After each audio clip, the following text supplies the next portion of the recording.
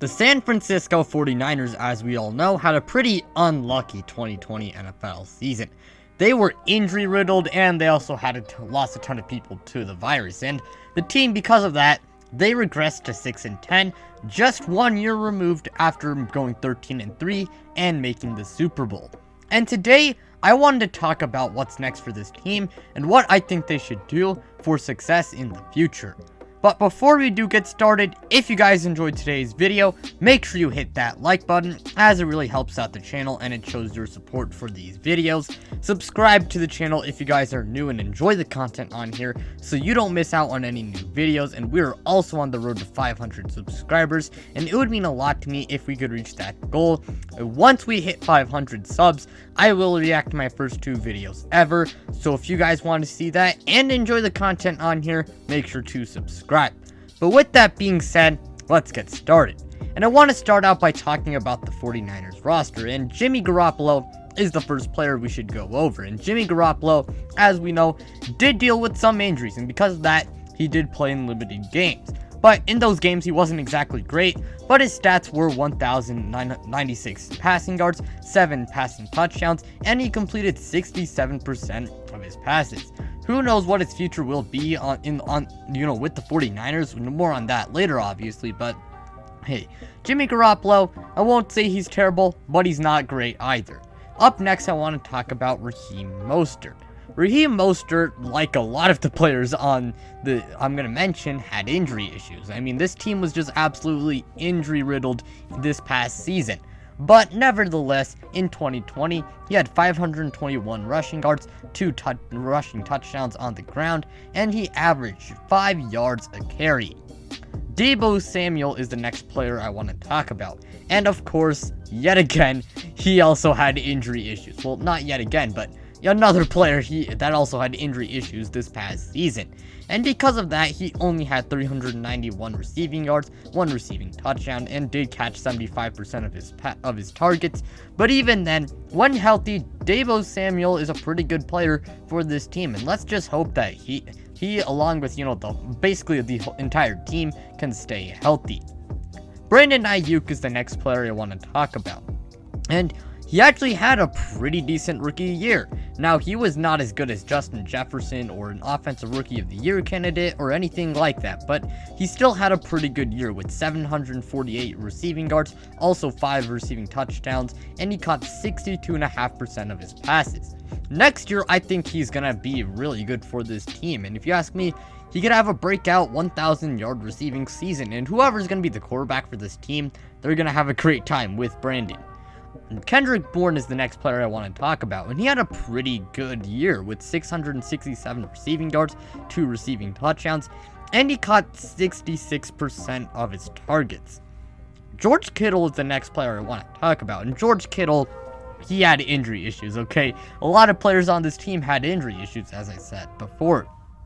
But he's still one of the best tight ends in the NFL, arguably the best when healthy, and he's a great blocker, and he's also a really good receiving tight end. And in the limited games he played, he had 634 receiving yards, 2 receiving touchdowns, and he got 76% of his passes.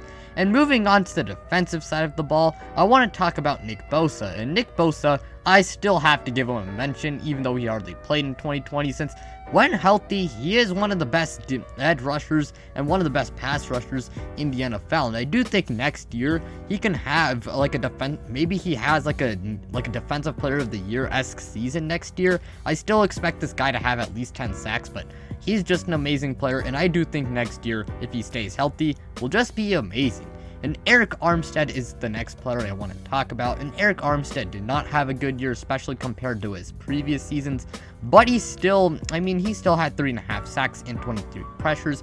Who knows for why that is? Maybe the guy just regressed, or having Nick Bosa, command all that attention, let Arik Armstead, get all those sacks.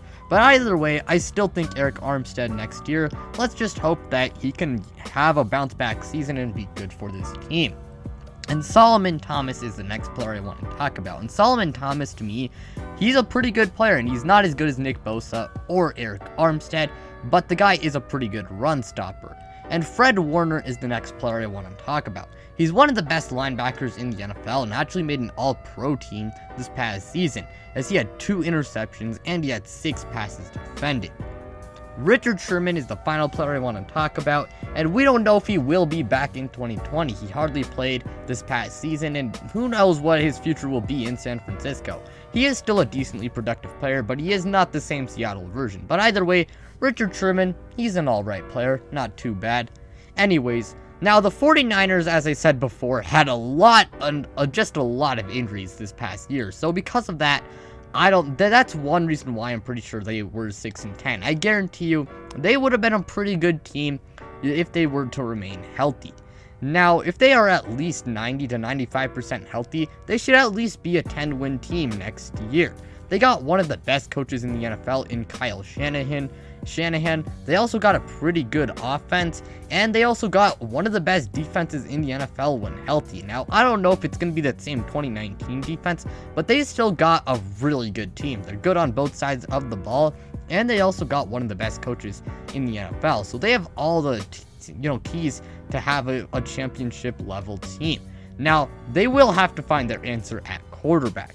Jimmy Garoppolo, as we know, during that 2019 season when they made it to the Super Bowl, was their quarterback, and he is still technically their starting quarterback, but there have been rumors of them moving on from Jimmy Garoppolo, as in the games he did play, he wasn't exactly that great, and in all honesty, if I am the 49ers, I would actually move on from Jimmy Garoppolo, and I'm a Patriots fan, and I like Jimmy Garoppolo, okay, but he's not exactly an awesome quarterback, okay? Because the guy to me is an average to an above average QB at best. And if they feel like he's really holding back the team, then I would not blame them at all from moving on. And why not upgrade at that position when you really can't? They have been rumors of them acquiring Deshaun Watson, and honestly, I would not be opposed to getting him. And if you ask me, I would definitely try and make a run at him. I mean, first off, the 49ers have basically all the pieces, around Deshaun Watson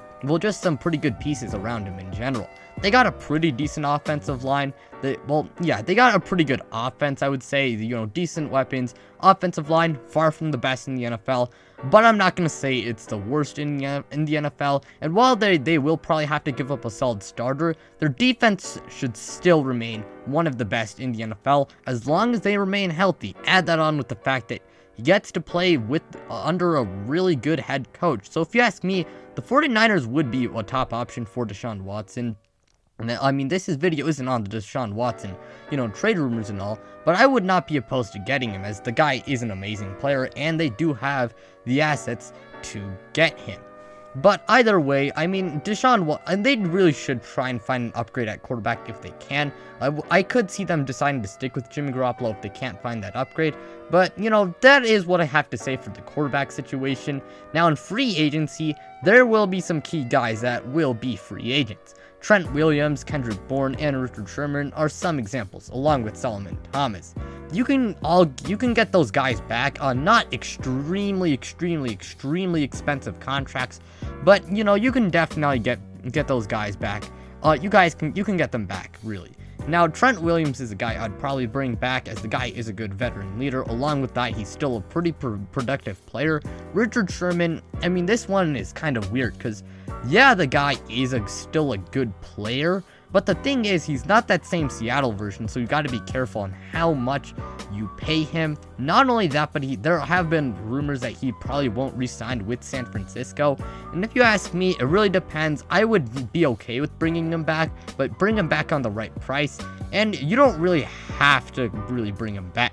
Kendrick Bourne is someone I'd really like to see them bring back, because, I mean, the guy is a really good player, and I mean, he's just a great player, and whoever their quarterback is, he should be a good help, as the guy is a pretty solid player. And Solomon Thomas, while he isn't as good as Nick Bosa, he is still a pretty good player as a run stopper, and they will have $20 million in cap space. But they can still clear up some money if they were to restructure guys like Dee Ford and Jimmy Garoppolo, and that can get them to around $39 million in cap space, which is a lot. And I don't expect them to have an off season like the last year's Buccaneers, but I do expect them to have like a I could expect them to have like a decently busy off season when it comes to bringing back guys and also bringing back, targeting new guys. Now, some guys I would go after in this free agency class is Austin Blythe, Joe Tooney, and Brandon Scherff to help maybe, shore up the guard positions.